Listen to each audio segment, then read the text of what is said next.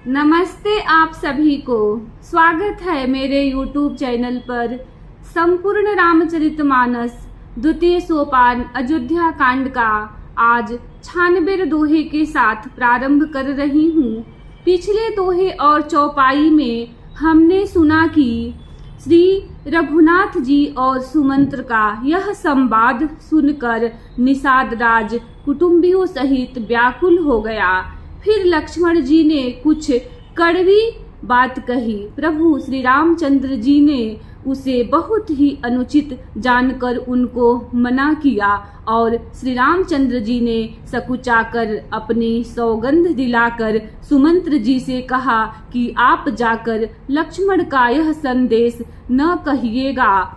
सुमंत्र ने फिर राजा का संदेश कहा कि सीता बन के क्लेश न सह सकेंगी, अतएव जिस तरह सीता अयोध्या को लौट आवे तुमको और श्री रामचंद्र जी को वही उपाय करना चाहिए, नहीं तो मैं बिल्कुल ही बिना सहारे का होकर वैसे ही नहीं जीऊंगा जैसे बिना जल के मछली नहीं जीती। आगे के दोहे में आइए सुनते हैं। श्री राम जय राम, श्री राम जय जय राम। मई के ससुरे सकल सुख, जब ही जहाँ मनुमान, तह तब रहि सुखे नसिया, जब लगी विपति बिहान। श्री राम जय राम, श्री राम जय जय राम। सीता की माय के पिता के घर और ससुराल में सब सुख है। जब तक यह विपत्ति दूर नहीं होती तब तक वे जब जहाँ जी चाहे वहीं सुख से रहेंगी। बिनती भूप कीन्ह जेहि भांति, आरती प्रीति न सो कही जाती। पितु संदेशु सुनि कृपा निधाना, सियहि दीन सिख कोटि विधाना। राजा ने जिस तरह जिस दीनता और प्रेम से विनती की है वही दीनता और प्रेम कहा नहीं जा सकता। कृपा निधान श्री रामचंद्र जी ने पिता का संदेश सुनकर सीता जी को करोड़ों अनेकों प्रकार से सीख दी। सासु ससुर गुर प्रिय परिवारु, फिरहु त सब कर मिटे खभारू। सुनि पति बचन कहति बै देही, सुनहु प्राणपति परम स्नेही। उन्होंने कहा जो तुम घर लौट जाओ तो सास ससुर गुरु प्रियजन एवं कुटुंबी सबकी चिंता मिट जाए। पति के वचन सुनकर जानकी जी कहती हैं, हे प्राणपति, हे परम स्नेही, सुनिए। प्रभु करुणामय परम विवेकी, तनु तज रहती छाह की मिछे की। प्रभा जाई कह भानु बिहाई, कह चंद्रिका चंदु तज जाई। हे प्रभु, आप करुणामय और परम ज्ञानी हैं, कृपा करके विचार तो कीजिए। शरीर को छोड़कर छाया अलग कैसे रोकी रह सकती है? सूर्य की प्रभा सूर्य को छोड़कर कहाँ जा सकती है और चांदनी चंद्रमा को त्याग कर कहाँ जा सकती है? पति ही प्रेममय विनय सुनाई, कहती सचिव सन गिरा सुहाई। तुम पितु ससुर सरि सहितकारी, उतरु देउ फिरी अनुचित भारी। इस प्रकार पति को प्रेममयी विनती सुनाकर सीता जी मंत्री से सुहावनी बाणी कहने लगी, आप मेरे पिताजी और ससुर जी के समान मेरा हित करने वाले हैं, आपको मैं बदले में उत्तर देती हूँ, यह बहुत ही अनुचित है। श्री राम जय राम, श्री राम जय जय राम। आरती बस सन्मुख भयऊ, बिलगुन मानव तात आरज सुत पद कमल बिनु बादी जहां लगी नात। श्री राम जय राम जय जय राम, श्री राम जय राम जय जय राम। किंतु हे तात, मैं आर्त होकर भी आपके सम्मुख हुई हूँ, आप बुरा न मानिएगा। आर्यपुत्र स्वामी के चरण कमलों के बिना जगत में जहाँ तक नाते हैं सभी मेरे लिए व्यर्थ हैं।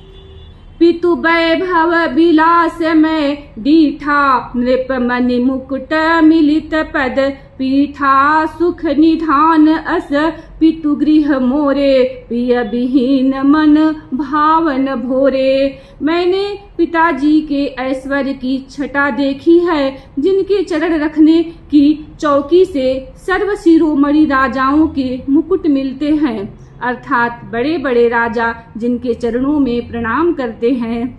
ऐसे पिता घर भी जो सब प्रकार से सुखों का भंडार है, पति के बिना मेरे मन को भूल कर भी नहीं भाता।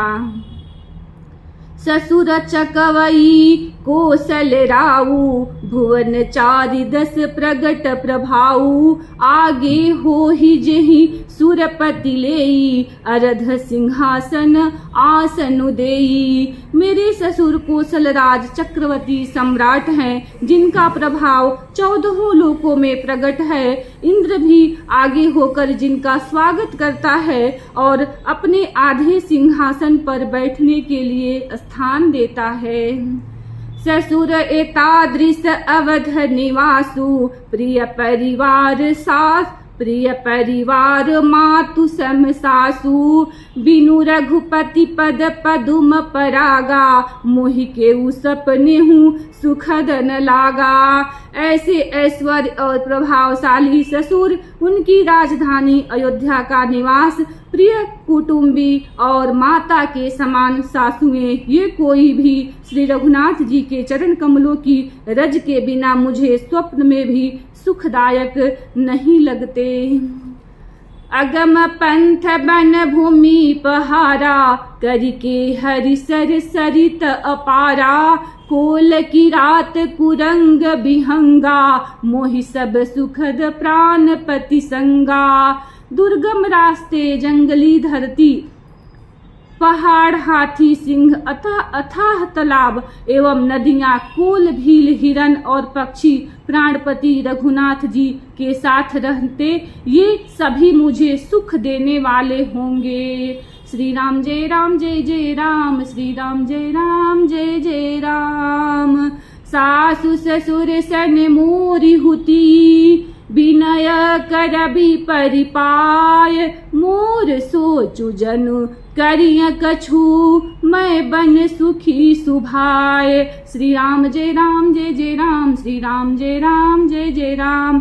अतः सास और ससुर के पांव पकड़कर मेरी ओर से विनती कीजिएगा कि वे मेरा कुछ भी सोच न करें। मैं वन में स्वभाव से ही सुखी हूँ। प्राणनाथ प्रिय देवर साथा, बिरधुरी न धरे धनु भाथा।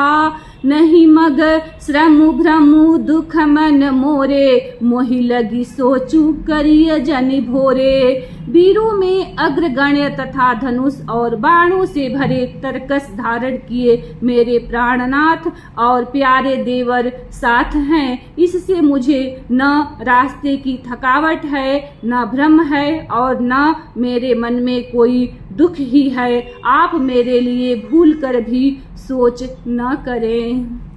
सुनि सुमंत्र सिय शीतल बानी, भयउ बिकल जनु फनि मनि हानि। नयन सूझ नहीं सुनई न काना, कही न सकई कछु अति अकुलाना। सुमंत्र सीता जी की शीतल वाणी सुनकर ऐसे व्याकुल हो गए जैसे सांप मणि खो जाने पर नेत्रों से कुछ सूझता नहीं, कानों से सुनाई नहीं देता। वे बहुत व्याकुल हो गए, कुछ कह नहीं सकते।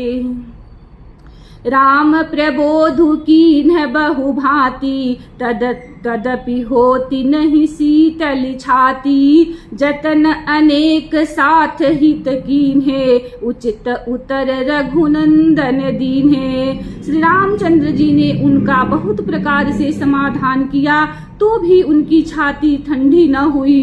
साथ चलने के लिए मंत्री ने अनेकों यत्न किए, युक्तियां पेश की, पर रघुनंदन श्री राम जी उन सब युक्तियों का यथोचित उत्तर देते गए। मेटी जाई नहीं राम रजाई, कठिन करम गति कछु न बसाई। राम लखन सिय पद सिरुनाई, फिरे बनिक जिमि मूर गवाई। श्री राम जी आज्ञा मेटी नहीं जा सकती। कर्म की गति कठिन है, उस पर कुछ भी बस नहीं चलता। श्री राम लक्ष्मण और सीता जी के चरणों में सिर नवाकर सुमंत्र इस तरह लौटे जैसे व्यापारी अपना मूलधन पूंजी गंवा कर लौटे। श्री राम जय जय राम, श्री राम जय जय राम। रथुहा के उहय राम तन, हेरी हेरी ही नाही। देखी निषाद विषाद बस, धनु ही शीस पछिताही। श्री राम जय जय राम, श्री राम जय जय राम। सुमंत्र ने रथ को हाँका और घोड़े श्री रामचंद्र जी की ओर देख देख कर हिनहिनाते हैं। यह देखकर निषाद लोग विषाद के बस होकर सिर धुन धुन कर पीट पीट कर पछताते हैं। जासु वियोग विकल पशु ऐसे, प्रजा मातु पितु जियहि कैसे। बर बस राम सुमंत्र पठाए, सुर सरि तीर आप तब आए। जिनके वियोग में पशु इस प्रकार व्याकुल है, उनके वियोग में प्रजा माता और पिता कैसे जीते रहेंगे। श्री रामचंद्र जी ने जबरदस्ती सुमंत्र को लौटाया। तब आप गंगा जी के तीर पर आए। मागी नावन केवटु आना, कहीं तुम्हार मरम मैं जाना। चरण कमल रज कहूँ सब कहीं, मानुष करनी मूर कछु अहीं। श्री राम ने केवट से नाव मांगी, पर वह लाता नहीं। वह कहने लगा, मैंने तुम्हारा मर्म भेद जान लिया। तुम्हारे चरण कमलों की धूल के लिए सब लोग कहते हैं कि वह मनुष्य बना देने वाली कोई जड़ी है। छुअत शिला भई नारी सुहाई, पाहन तेन काठ कठिनाई। तरनिवु मुनि घरनी होई जाई, बाट परई मोरी नाव उड़ाई। जिसके छूते ही पत्थर की शिला सुंदरी स्त्री हो गई। मेरी नाव तो काठ की है, काठ पत्थर से कठोर तो होता नहीं। मेरी नाव भी मुनि की स्त्री हो जाएगी और इस प्रकार मेरी नाव उड़ जाएगी। मैं लुट जाऊंगा अथवा रास्ता रुक जाएगा, जिससे आप पार न हो सकेंगे और मेरी रोजी मारी जाएगी। मेरी कामना खाने की राह ही मारी जाएगी। एहि प्रतिपालऊ सब परिवारू, नहीं जानऊ कछु और कबारू। जो प्रभु पार अवसी गाचहूँ, मोहि पद पदुम पखारन कहूँ। जो मैं इसी नाव से सारे परिवार का पालन पोषण करता हूँ, दूसरा कोई धंधा नहीं जानता। हे प्रभु, यदि तुम अवश्य ही पार जाना चाहते हो तो मुझे पहले अपने चरण कमल पखारने धो लेने के लिए कह दो। पद कमल धोई चढ़ाई, नावन नाथ उतराई चहो। मोहि राम राउरी आन दशरथ, सपथ सब साची कहो। बरु तीर मारहु लखन पे, जब लगी न पाय पखारी हो। तब लगिन तुलसीदास नाथ, कृपाल पारु उतारी हो। हे नाथ, मैं चरण कमल धोकर आप लोगों को नाव पर चढ़ा लूंगा। मैं आपसे कुछ उतराई नहीं चाहता। हे राम, मुझे आपकी दुहाई और दशरथ जी की सौगंध है, मैं सच सच कहता हूँ, लक्ष्मण भले ही मुझे तीर मारे, पर जब तक मैं पैरों को पखार न लूंगा तब तक हे तुलसीदास के नाथ कृपालु मैं पार नहीं उतारूंगा। श्री राम जय राम जय जय राम, श्री राम जय राम जय जय राम। सुन केवट के बैन प्रेम लपेटे अटपटे, बिहसे करुणाएन चितई जानकी लखन तन। श्री राम जय राम जय जय राम, श्री राम जय राम जय जय राम। केवट के प्रेम में लपेटे हुए अटपटे वचन सुनकर करुणाधाम श्री रामचंद्र जी जानकी जी और लक्ष्मण जी की ओर देखकर हंसे। कृपा सिंधु बोले मुस्काई, सोई करु जही तव नावन जाई। बेगी आनु जल पाय पखारू, होत विलंबु उतार ही पारू। कृपा के समुद्र श्री रामचंद्र जी केवट से मुस्कुराकर बोले, भाई तू वही कर जिससे तेरी नाव न जाए। जल्दी पानी ला और पैर धो ले, देर हो रही है, पार उतार दे। जा सुनाम सुमिरत एक बारा, उतरहि नर भव सिंधु अपारा।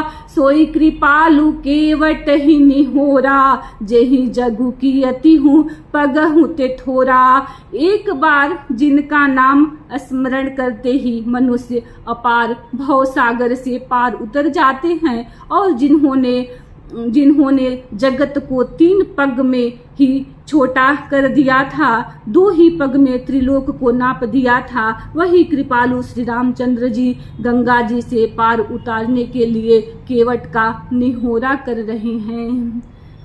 पद नख निरखि देव सरिहरसी, सुनि प्रभु बचन मोह मति करसी।